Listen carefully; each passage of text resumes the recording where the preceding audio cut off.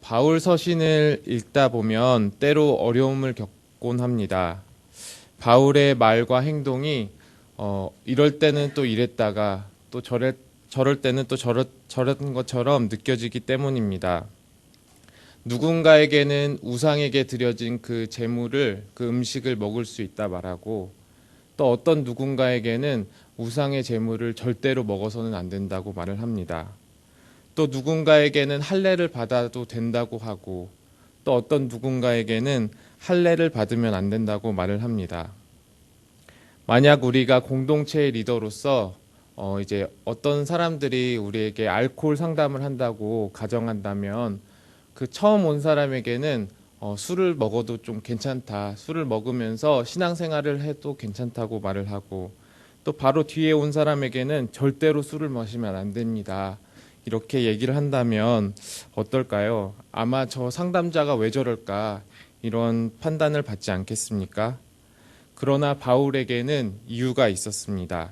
우리 19절을 함께 읽어보도록 하겠습니다.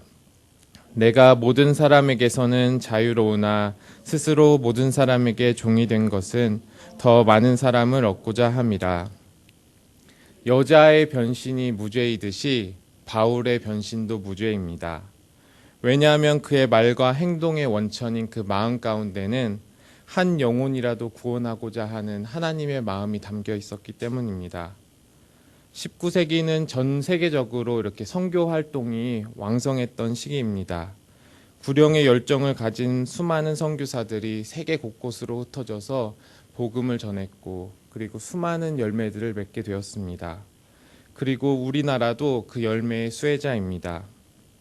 그러나 21세기에서 지난 19세기의 선교를 돌아보면서 굉장히 아쉬워하고 반성하는 부분은 바로 서구 문화 우월주의적 선교였지 않나, 이렇게 생각을 하기 때문입니다. 선교를 하면서 그 선교사들이 가졌던 그 서구 문화에 대한 그런 우월감들, 그래서 우리 서구 문화가 그 현지의 나라와 그 민족이 가지고 있는 문화보다 훨씬 더 월등하다는 그 전제를 가지고 선교했다는 점이 문제점으로 뽑힙니다. 현지인의 문화와 정서를 고려하지 않은 채 지나치게 일방적으로 서구 문명을 강요한 것입니다.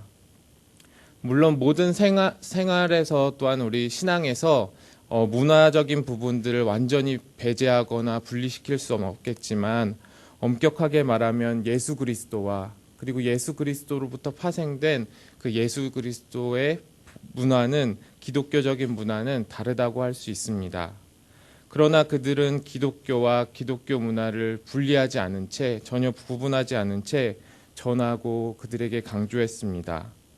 예수 그리스도가 아닌 예수 그리스도적 문화를, 그리고 복음이 아닌 복음적 문화를 전하려고 했고, 이를 거부하면 예수 그리스도와 그리고 복음을 거부한 것처럼 여겨서 그들을 정죄하고 판단하고 배척하기도 했습니다.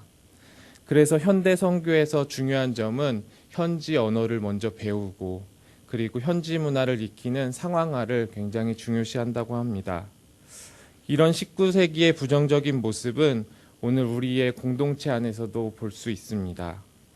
교회 안에서 발생되는 분쟁들, 그리고 다툼들은 어쩌면 대부분 본질에 있는 것이 아니라 굉장히 사소한 우리 생각과 문화의 차이에서 온다는 것입니다.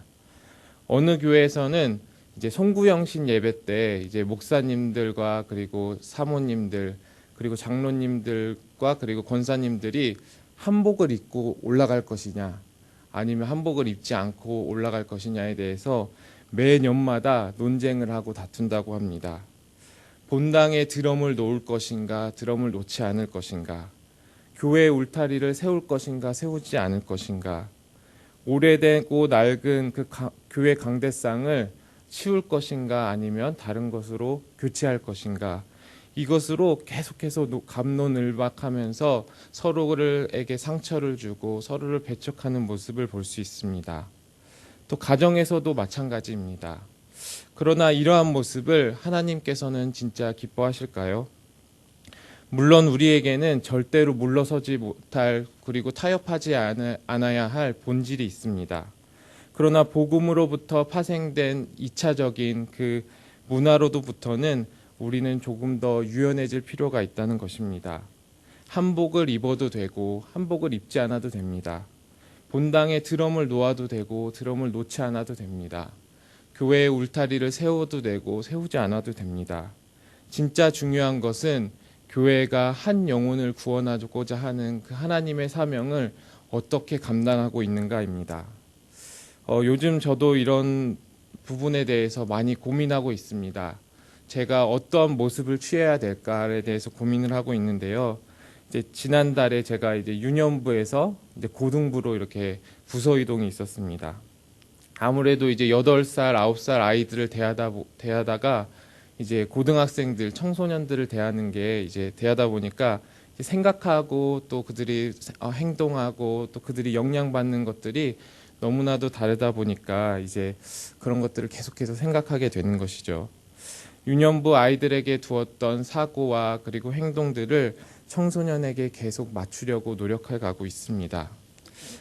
지난 토요일에는 저희 고등부 제자반 아이들을 데리고 이제 양화진을 다녀왔습니다.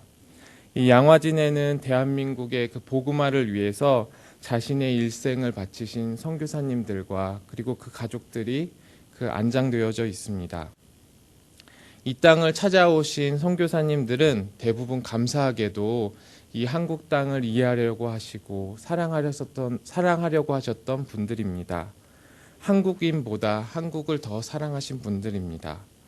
그 중에 1888년 캐나다에서 오신 언어학자이시자 선교사이신 게일 선교사님은 한국에 와서 가장 놀란 점은 그 한국에 한글이라는 것이 있다는 것, 그들만의 언어가 있다는 것에 큰 감명을 받았습니다. 한글처럼 이렇게 놀라운 언어가 있는데 이들의 문화는 어떠할까?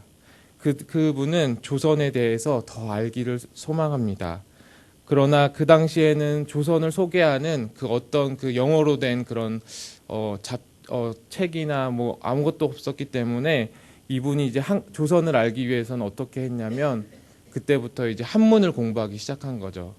그래서 한문을 계속 익혀서 이제 한문으로 된 조선에 관련된 책들 그리고 소설들을 읽고 조선의 사람들에 대해서 이해하려고 노력합니다. 그리고 훗날 게일 선교사님은 소설 구운몽을 영어로 번역해서 세상에 소개하기도 하고 그리고 소설 철로역정을 한글로 번역해서 조선 사람들에게 알려주기도 했습니다. 재미있는 부분은 이 조선판 철로역정에는 크리스천이라는 주인공이 선비로 이렇게 그려져 있고요. 그리고 천사가 선녀로 그려져 있다는 것입니다. 단 한 명의 조선 사람이라도 복음을 더 쉽게 이해하고 수용하기 위해서 그 선교사님이 고민한 흔적들입니다. 선교사님들의 묘지를 다 돌고 나서 양화진을 안내해 주시는 가이드 분께서 마지막으로 말씀해 주셨습니다. 우리나라의 역사 가운데서 가장 암울하고 참담하고 그리고 어두운 시기는 바로 일제치하 전후였습니다. 나라를 통째로 이렇게 빼앗겨버린 너무나도 슬프고 힘든 시간들이었죠. 그런데 왜 하나님께서는 가장 그 어두운 터널같이 빛이 보이지 않는 그 시대에 이 선교사님들을 조선 땅에 보내셨을까요? 그것은 바로 하나님의 섭리입니다. 당시에는 보이지 않고 이해되지 않았던 이제 와서 생각하면 정말 하나님의 섭리라고 할 수밖에 없는 그러한 일들입니다. 하나님께서 이 조선을 이처럼 사랑하사 그들을 보내셨습니다. 그리고 여러분들을 이곳 가운데 보내주신 것도 하나님이십니다. 하나님께서 왜 이곳 가운데 여러분을 인도하셨는지 생각해 보십시오. 이렇게 말씀하셨습니다. 그런데 이 가이드분의 말씀이 저에게는 하나님의 음성으로 들렸습니다. 하나님께서 이 조선을 사랑하사 선교사님들을 이 조선 땅에 보내셨듯이 하나님께서는 우리 고등부를 사랑하사 나를 고등부에 보내셨구나. 그들을 사랑하기 위해서 나를 보내셨구나. 그들에게 무엇인가 가르치라고 내가 가진 무엇인가를 강요하라고 보낸 것이 아니라 그들을 사랑하라고 그 자리에 보내셨구나라는 생각이 들면서 울컥했는데요. 거기서 이제 혼자 10몇 명 있었는데 혼자 울면 안 되니까 창피하니까 아이들 앞에서 울음을 삼키기에 꽤나 애를 먹었습니다. 사랑하는 성도 여러분, 하나님께서 여러분을 여러분의 공동체에 속하게 하신 이유가 무엇일까요? 하나님께서 고린도 성도들에게 그들을 사랑하셔서 바울을 허락하셨듯이, 그리고 하나님께서 조선을 사랑하사 선교사님들을 이 땅 가운데 보내셨듯이, 하나님께서는 여러분들이 속한 공동체와 가정을 사랑하셔서 여러분들을 그 자리에 두셨습니다. 그렇다면 우리가 그 공동체 안에서 무슨 일을 해야 할까요? 그들을 사랑해야 합니다. 무엇을 하려고, 어떤 일을 이루려고 사랑하는 것이 아니라 그들을 사랑하기에 모든 일들을 하고 또 모든 일을 안 할 수가 있는 것입니다. 사랑하기에 나의 몸을 낮춰서 나의 눈높이를 그들의 눈높이에 맞추고 나에게 가장 소중한 그 복음, 예수 그리스도를 전하는 것입니다. 혹시 가정과 공동체 안에서 내 모습만을 강요하고 있지는 않습니까? 나는 절대로 옳다, 나는 틀리지 않았어라는 그 전제와 확신 아래 나는 절대로 바뀌지 않고 그대로 있을 테니까 다른 사람들이 내 모습에 맞추라고 나에게 맞추기를 강요하고 계시지는 않습니까? 내 모습과 내 생각을 기준으로 남들을 정죄하고 판단하고 계시지는 않습니까? 그러나 예수님께서도 이 땅에 성육신하셨고, 그리고 우리의 모습으로, 그리고 우리의 눈높이로 복음을 전하여 주셨습니다. 복음을 전하게 될 내 모습이 어떠한지가 중요한 것이 아니라 복음을 듣고 변화되고 구원받아야 될 그 한 영혼이 중요합니다. 한 영혼이 변화되기 위해서는 우리는 어떠한 모습도 취할 수 있습니다. 다른 것은 다 해도 나는 이 모습까지는 못하겠어라는 그 내가 정말로 원하지 않는 모습이라도 한 영혼이 구원받을 수 있다면, 한 영혼이 변화돼서 하나님 앞에 인도될 수 있다면 우리의 변화가 얼마나 작은 일일까요? 바울은 24절에서 말을 합니다. 운동장에서 다름질하는 사람들이 다 달릴지라도 오직 상을 받는 사람은 한 사람인 줄을 너희가 알지 못하느냐? 너희도 상을 받도록 이와 같이 다름질하라.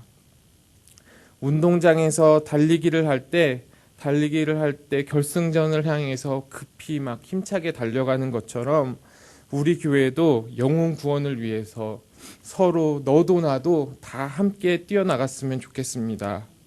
가정에서는 우리 자녀를 어떻게 하면 구원할 수 있을 것인가? 우리의 자녀를 어떻게 하면 온전한 그리스도인으로 세워갈 수 있을 것인가? 부부가 머리를 맞대고 치열하게 고민하고 그리고 실천했으면 좋겠습니다. 몇 사람이더라도 구원했으면 좋겠다라고 말을 하는 이 바울의 고백은 바울의 고백일 뿐만 아니라 하나님의 고백입니다. 오늘도 이 하나님의 마음을 가슴에 품고 그 어떻게 하면 나에게 맡겨주신 그 한 영혼을 구원할 것인가, 나에게 맡겨주신 그 한 영혼을 어떻게 하면 그리스도인으로 올바르게 성장할 수 있는가를 늘 고민하고 생각하면서 나의 모습을 바꾸어 가시는 오늘 하루를 달려가시는 예수향락교회 성도분들이 되시기를 예수님의 이름으로 축원합니다. 이 시간 함께 기도하도록 하겠습니다.